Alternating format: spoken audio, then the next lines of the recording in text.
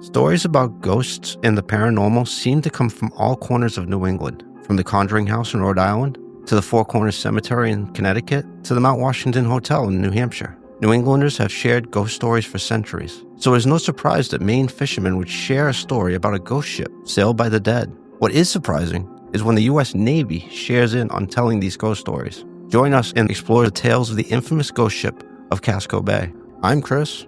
I'm Kathy. I'm Sean. And this is Weirder After Dark.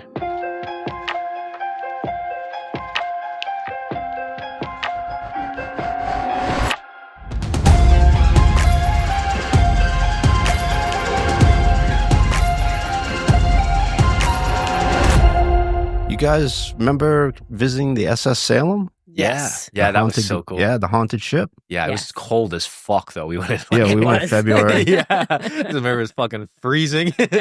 Oh my God. And then Let's spend the day outside in the late fall, Yeah. right on the water. And I Great scared idea. myself Yeah. on the dock. We didn't even get on this haunted boat, and Kathy got freaked the fuck out because, like, the ship's move on water, Kathy. Who would have thought? But we had some fucking weird experiences there, though. Yes. Like, yeah. Yeah, that was a really cool tour. It was. We got to do that again and then tell the story on Yeah, the I like podcast episode. I would like to do that. What the gang doesn't know is that was actually our pilot episode that will never get aired. But we Never. used that just to be like, Ever. could we be podcasters? Do we have the talent? And we're going to do that story justice someday. Yes, yes. But what stood out to you two about the ship? Well, for me, it was obviously when we were in the room and I saw a shadow. I don't Oh, know. yeah. I don't know what it was. I thought the guy turned right and I started following him. I will say I saw him walking up ahead and then that was where we were supposed to go. And they were like, no, everyone's going to the left. I like, just remember across. turning around and I see you walking aimlessly down the opposite direction. And there's no lights. So I just see her silhouette going off in the dark. And I'm like, Kathy, where the fuck are you going? I'm following this ghost. I didn't know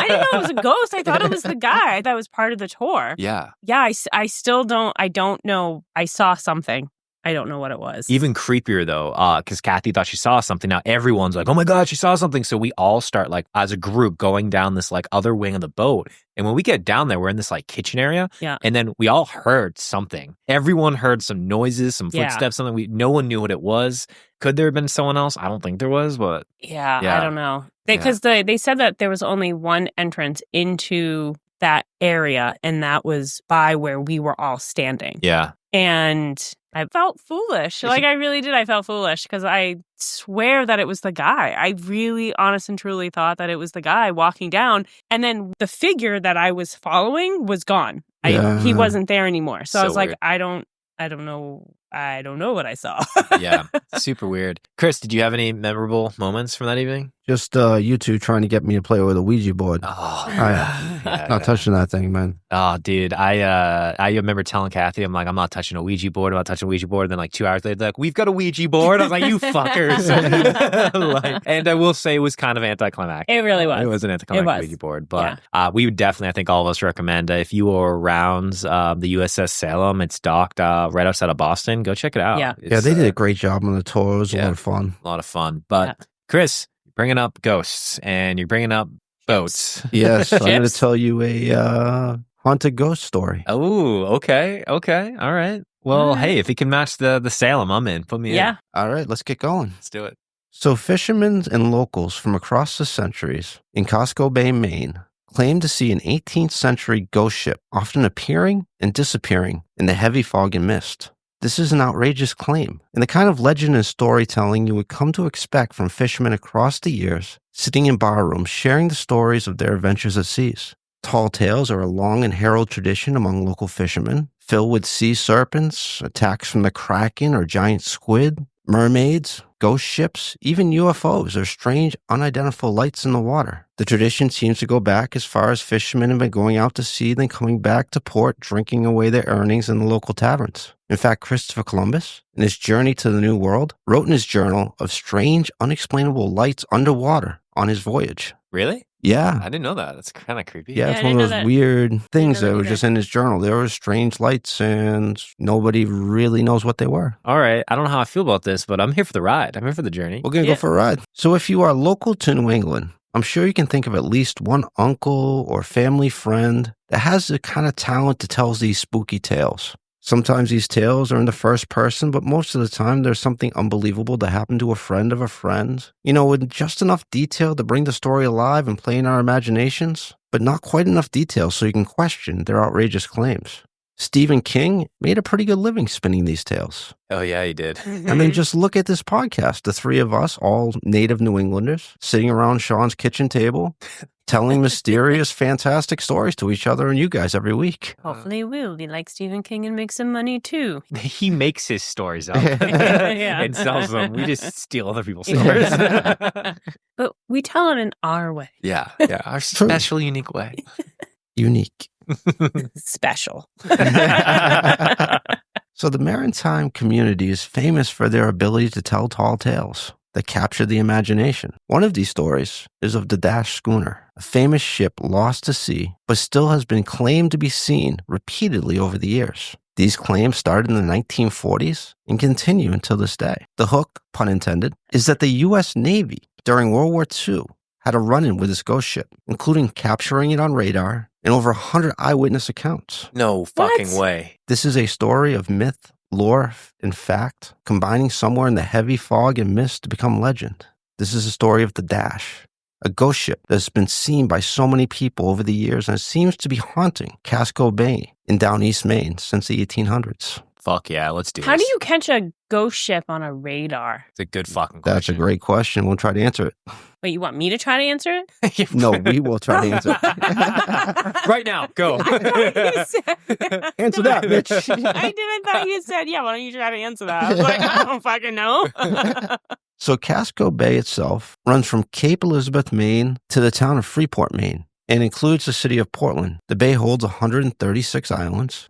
And one town on the rocky shores of Casco Bay is Freeport. Today, it is a small, sleepy coastal town with a population of just under 8,000 people. It has the kind of New England coastal charm vibe we think of when we say of coastal Maine, and it is a must-stop if you're doing the fall foliage drive from Massachusetts up Route 1. Freeport, in the 17 and 1800s, was a shipbuilding town. Southern Maine has plenty of tall, straight, yellow pines that are ideal for ship masts, and plenty of talented carpenters with New England ingenuity and know-how. So for Freeport, Maine to make some of the most impressive ships in the world in the 17th and 1800s is no surprise. The schooner Dash was such a boat. Built in Freeport in 1813, it was one of the fastest ships built in its day. The Porter brothers, local shipbuilders, designed her to outrun any British warship. The boat had a slimmer profile in the water, creating less draw. It had 13 cannons and another 10 fake cannons made out of wood, giving the appearance of a more capable warship than she was.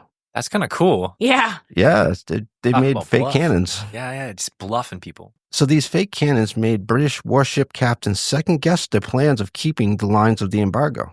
It also had a new design that added a forced sail that would allow more wind to be captured and carry the ship faster than the heavily fortified and slower British warships. So this is really novel. This is like a unique modern art, like ship ready to go, huh? Yeah, it was cool. a one-of-a-kind ship, which keep in mind as we talk about the sightings of it. All right. So the Dash, who had several captains over the years, started making runs to Santo Domingo to trade local lumber for coffee, outrunning the British warships in the blockade. The ship lived up to its legend as the fastest ship in New England and was able to outrun the British ships with ease. That must be so fucking fun. You're just like going so much faster. They come get me, British motherfuckers. Yeah. Nah. Like, oh, how cool. I've never been fast in my life. No. I want that moment. Like, I get to outrun the cops. Yeah, I would not. So the ship continues to make its daring runs to Bermuda, Port-au-Prince, Santo Domingo, and South Carolina without capture, frustrating the British Navy and becoming a legend among the British naval ranks. In 1814, the Dash went on the offensive. President Madison, who was seriously outgunned by the strongest naval force in the world at the time, the British Royal Navy, issued private boat owners privateer papers, allowing private ships to attack British ships and take the spoils of the war. That is so intense and so cool. It is estimated that the total damage to the British shipping by privateers was about $18 million during the Revolutionary War, and this cost to the British monarchy played a significant role in the final decision to recognize the American colonies as independent. So New Englanders, we should be proud of our pirate roots. That's right. Yes. We're stealing shit from boats. I wish I could. No, I would totally be a pirate. All right. Sounds amazing. Get to live on the sea and you get to go rob people and you have like a whole crew that just listens and does everything you say. You're afraid of Yeah. kayaking. Yeah, I would be on a big boat. It's Yeah, all right. different. Kayaking is different. But you're on a big boat and you're like getting like cannons launched Yes. at you. Yeah, And but like, you're throwing cannon balls at you're throwing them. I'm not throwing them. I'm not getting on your boat. As discussed in the rock throwing, I can't. We can't throw afford rocks. cannons. We are throwing them. Kathy on the Section 8 boat. It's just me rowing. Okay, I'm in a kayak. With a kayak throwing rocks at things. Give me You money. You really are a rock throwing devil. Here's a sandwich if you go away. I win. Just saying, I would be a pirate. So the Dash, receiving its privateer papers, returned to Freeport and was fitted with more guns and a bigger, taller sail to bolster her speed. The Dash was not just faster, but now a formidable warship that could face off with most British warships. Lighter and faster, and now properly gunned, the Dash and her crew were said to have captured 15 British ships and never lost a single man. Swords were swung, cannons fired, loot was pillaged, and the Dash had an epic 15-0 record as a privateer ship. 15-0. It won 15 battles. 15 battles, never lost a single man. That is insanely cool. That is So so yeah, cool. the legend of the Dash grows. Ooh, never been a winner. Doesn't end well for the Dash either. Good. So on a snowy January day, not having yet received word that the war was over, the Dash and her crew engaged in a small wager with fellow privateer ship the Chamberlain. The sum of $50 was to be awarded to the first ship to reach port in Port-au-Prince. The two ships sped out of the Portland harbor at the same time, but the Dash easily outran the slower Chamberlain. As she sailed off into the distance, a nor'easter started to blow in. The Chamberlain, due to deteriorating conditions, turned back and returned to the harbor.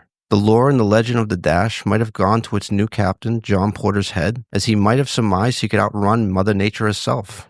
The Dash and its crew of 60 men sailed off into the building storm and were never seen again. Oh, the biggest downfall always is overconfidence. Yep. Overconfidence. Yep. Or were they? Oh. Yeah. So the strange and paranormal tales of the Dash began almost right away with Captain John Porter's wife, Lois. The two were newlyweds when John Porter took the helm of the Dash in 1815. Reportedly, on the night of the storm that the Dash was lost, Lois was at her father's home in Portland, sleeping when she heard a crashing sound from the parlor. The wind had somehow blown down and broken a porcelain tile off the mantel above the fireplace. The tile, which was decorated with biblical scripture, was sent shattering to the floor. Her housekeeper, who was awoken by the crash, went to the parlor to see what the commotion was. Finding the broken tile on the floor was seen as a premonition. The housekeeper brought the broken pieces to Lois and exclaimed, "The Dash is gone." Lois, being a religious woman, saw the broken tile with scripture from the Bible etched into it as a sign from beyond of her husband's tragic end. Okay. How did that connection get made? Yeah. I don't know, but it's a strange detail that What was the scripture? I'm not sure is something written from the Bible. And just to clarify, so the boat has already, the storm was coming in. They've decided to move forward. Yep. Then this happens, and they're The just like, same yeah, night as your the husband's gone. Yep. Yep. Ship's dead. Wow. It's the end. Why are they always right? That's Shit. what I really True. want to know. They were right. Yeah, why are they Yeah. always right? So interesting. Within months of the Dash's disappearance, fishermen started to see the Dash appearing in Casco Bay. As the ship turned and headed for Freeport, they claimed to see the words Dash Freeport written on her bow.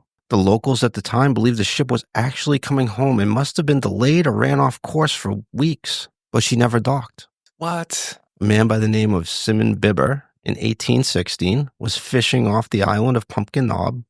When he saw Sorry, pumpkin knob. it's the name of an island, Kathy. It's a good name.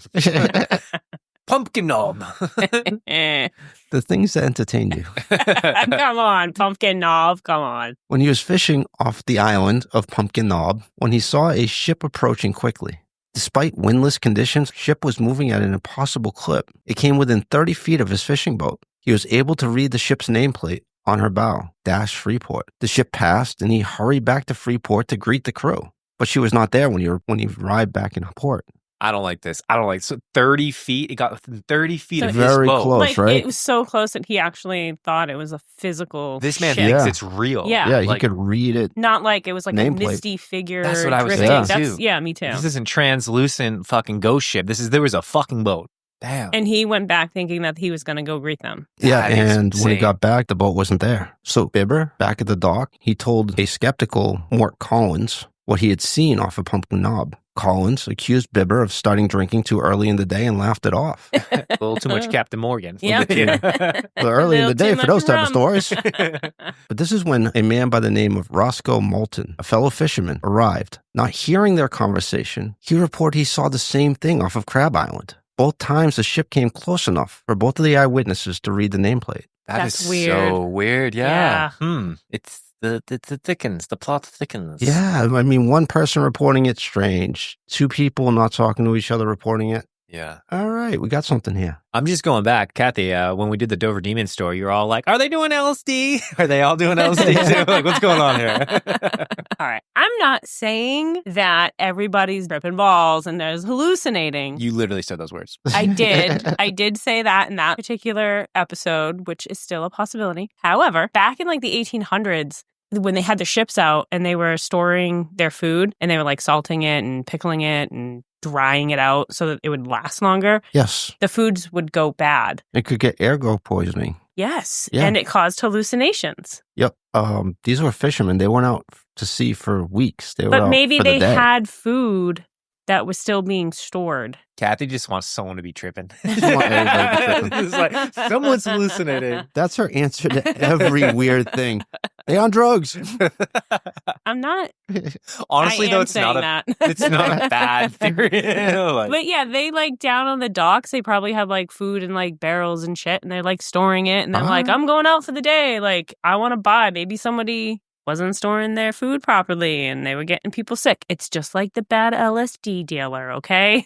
All right, I like that. That's a theory. but just I not- think it's the same thing that goes back to like they're both seeing the same hallucination, Yeah. right? Yeah, Yeah, that's yeah, weird, yeah. right? That's Yeah. what kind of Yeah. either they both made it up or there's something else there. Ghost ship. So over the years, these sightings continued. Fishermen and other boaters, or even people on shore or the many islands of Casco Bay, reported seeing the Dash schooner, seemingly to appear out of nowhere then disappear back into the fog. Eyewitnesses at times have noticed that despite the fact there wasn't any breeze, the ship seemed to be moving very quickly, almost gliding above the water.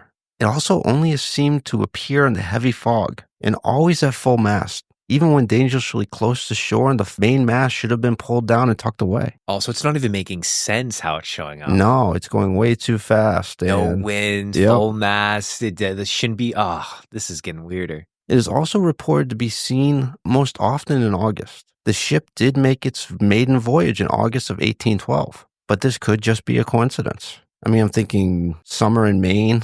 You only get like 1 month, like Yeah. August, so more people will be out looking. So at times, fishermen report they would watch the ship speed towards the shore and then just vanish before it wrecked on the rocky coast. Other times, it turned around and sailed back out to sea, never finishing its voyage, to just disappear into the fog prematurely. That's That's nuts. even weirder. Yeah. Could you imagine watching that though? Like how like traumatizing that must be. Like Yeah. seeing a ship going far too fast. You're like, no, like you probably yelling, like, and then And it's it just gone. disappears. And especially back then too, because I mean, people are still extremely religious today, but probably more so back then. They're, Yeah. you know, Yeah, the 1800s. yeah. So if they said anything, it'd be like the devil, like Yeah. is in your life. It's like poisoning you. So they probably wouldn't really want to speak out unless they heard other people having the same experience. But yeah, that must be terrifying. I'll also say too, like Mainers know their fucking boats. Mhm. So Yeah, this like, is a maritime community. exactly, and this Yeah. is a unique boat on top Yes. of all Yeah. of that. No, so over the years, fishermen have reported her near Pumpkin Knob, Crab Island,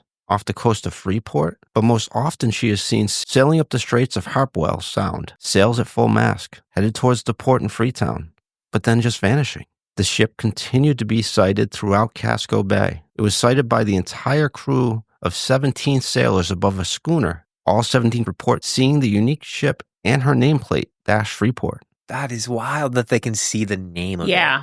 Again, in 1880, she was seen by guests at the Hopswell Inn in Portland, sailing by and disappearing just before she wrecked off the rocky shores. It was seen again in the end of August in 1915 by Miriam Fox, her brother Dudley, and 2 friends just off Crab Island. Yeah, so at some point, sightings of the Dash became associated with impending death. Sightings of the ship occurred shortly before the witnesses received news of a passing of a loved one. Captain John Toothker's wife, Polly, saw the ship before her husband's death. It was also said that the captain's brother, Esther, saw the ghost ship before he committed suicide, jumping overboard from a merchant ship to his death. As more sightings of the ship were noted, legend and myth about the Dash grew. It was said that when a descendant of one of this Dash's 60 crew members died, the ship would return to pick up their loved ones for their final journey, a ghost ship escort to the afterlife.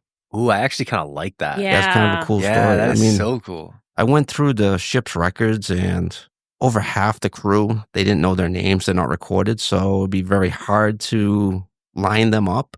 But it's an interesting idea and thought, right? Yeah, it's so cool. That could make it like a sick movie. So seeing the ship became an omen of bad luck, and many superstitious sailors feared the ship's sightings would bring tragedy and sorrow. The most well-known story about the ghost ship Dash is from the 1940s. During World War II, when a U.S. Navy ship and 2 Coast Guard boats were protecting Casco Bay. Fears ran high at the time of a German U-boat could attack the East Coast cities of the United States, and several ships as well as the U.S. Coast Guard were tasked with monitoring and protecting Casco Bay. On a foggy afternoon, the control center on the well-armed naval vessel got a blip on the radar screen out of nowhere. This phantom blip was indicative of a German U-boat whose small signature could dive and surface and was tricky to pick up on radar. The sirens went off and all the men reported to their stations as they headed towards the spot where they got the radar signal. They manned the guns as they closed in on their target. All were tense with fear and anticipation as they closed in on the feared German U-boat. Manning the spotlights and binoculars raised, once within eyesight, they didn't see a German U-boat. Rather, they saw a 19th century schooner cruising along the channel headed for Freeport. No way. They could clearly see the Dash's unique 4 sails, but the sails were all ripped and tethered. Despite the poor conditions of the sails and the light wind that afternoon, the ship was said to be moving at an impossibly fast clip. Even stranger, no one seemed to be on board. By the time they reached the mysterious ship only 50 yards away, it disappeared. No fucking way. And this is reported by the U.S. Navy. So the Navy nor the Coast Guard had an official stance on the matter, rather reporting it was a false identification. However, seamen and the Coast Guard members alike have written about their encounters, and all seem to be describing an unmanned 1800s schooner with 4 sails that just disappeared into thin air. Did they see the name?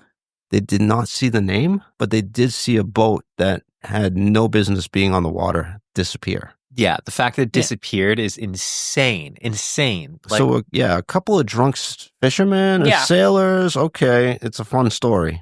You had the U.S. Navy reporting this. And it showed up on the radar, which is even more insane. Yeah. because That means something physically was Physically there. there's something there. I mean, you could get a false reading. Sure, but then they followed But up then with they sighting. followed But it they and then followed they with saw the sighting, ship. yes. So there's something there. Oh, wow. This is not LSD. Yeah. Unless the whole U.S. Navy was doing LSD. It was bad bread. It was seen again one August morning in the early 1970s by a woman who was on vacation on Bailey Island. The out-of-time ship was seen sailing into Maragosset Sound. It seemingly disappeared in the short time it took for the woman to turn and call to her husband to come see the strange ship. Once she told the story to the locals, they revealed to her that she was seeing the ghost ship of the Dash. They shared the Dash's story with the couple, and then they shared the story with the newspaper and local radio station, bringing the story back into our collective attention. Most stories about the ghost ship Dash agree that she's never able to complete her journey, always disappearing or even turning around and sailing back out to sea before she can reach Freeport in an endless loop or on repeat for all of eternity. So, one idea is that this ship is so fast, it's outrunning mortality itself. Or it's a ferry ship to bring back descendants of loved ones of its crew to the afterlife. It's an apparition repeating itself on an endless loop, or an intelligent haunting trying to get back to the port but never can. Many theories have been floated, pun intended, and salty fishermen are some of the best storytellers around. You have to think hours of downtime while manning the boat has to be filled with something. Pre-internet days, we shared stories to pass the time. Good stories became myth. The best myths became legends and get added to and retold for centuries. However, remember the Kraken was a myth until they found a 43-foot long squid washed up on the shores of Norway. What are generations of fishermen seeing off the shores of Casco Bay? Could a ship that could not be caught somehow still be outrunning the Grim Reaper himself? It's a kind of tall tale fishermen share with the spooky details we would come to expect from local lore and myth. But when the hell was the Navy chasing around on that day in 1942 then? So I'm just another storyteller in a long and herald's tradition of local New England storytellers. What actually happened, if anything, in Casco Bay? I leave that up to you guys. It's so weird that they got it on the radar. Yeah, that really bugs me too. The idea of a ghost ship was like so weird to me, but now I feel like I'm open to this now. It was a pretty traumatic end for such a legendary boat. Yeah. This brand new captain, just married, can't get home to port. It makes for a compelling ghost story. The ships were a living, breathing entity. So maybe when you have enough people kind of having that emotional and physical attachment to the ship, maybe that kind of gave the ship life. I don't know. We've also previously talked about like bodies of water holding energy from like really tragic emotional things, and the fucking ocean's a pretty big body of water. Yeah. Casco Bay is pretty big. Yeah.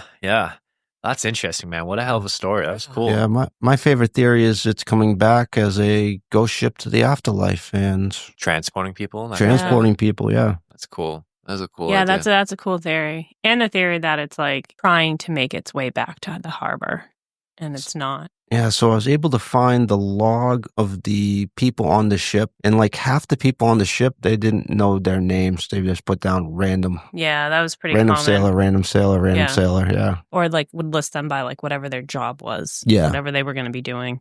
They didn't really care. Well, the moral of this story, I feel like, is don't be overconfident. There's a storm brewing. Go home. Yeah, go home. Go home. Yeah, because had they not gone out and thought that they could get ahead of that storm, they wouldn't have Also- met their end. Also, I feel like a second story, my moral of this story might be don't gamble. This is all over $50. Yeah. $50. True. Don't do that either, kids. So yeah, the dash was kind of legendary, right? So Yeah. I think it went to the captain's head that the dash was untouchable. Well, we Kinda know like what the they Titanic, I was yeah. just going to say, you know what they say when they claim that something is unsinkable or indestructible. Yeah, Mother Nature has other plans. Mm-hmm. That's it. Well, Chris, thank you so much for sharing this story. That was a great one. Yeah, I Yeah. liked it. Yeah. I was I didn't know how to feel about ghost ships going in, but Yeah, that's so cool. I didn't, but That was I cool. really like the theories. I like Yeah. the theories behind it. Yeah, I thought it was So- kind of silly until I found out the whole U.S. Navy. It's like, wait a minute, I That's gotta take crazy. another look at this. That's what really kind of baffles me. Yeah. Well, Oh. that was sick. Chris, Yeah. thank you so much. Appreciate it. And gang, we hope you appreciate it and enjoyed it as well too. Be sure to go ahead and catch our Instagram at Weirder After Dark, where Chris will go ahead and drop some images that'll support his story. And don't forget, we're not just building some communities on Instagram, we're also doing it on Facebook and Reddit. Again, that is at Weirder After Dark. So feel free to go check those out. You can connect with us as well as other listeners like you who are loving these episodes. And remember, we are always on the lookout for any of your stories. So have you seen the dash? Are you out there? Are you into ghost ships? Are any ghosts haunting you? Maybe it's aliens. We don't care what it is. Send your story to us, and you can do that at thegang@weirderafterdark.com, and we will share your creepy New England or not New England tale in one of our next Listener Tales episodes. And remember, if you are liking this shit, if you are loving this shit, the best thing that you can do is share this shit with someone that you know and love and would appreciate that forever. And don't forget, it always gets a little weirder after dark. Bye. Thank you, guys.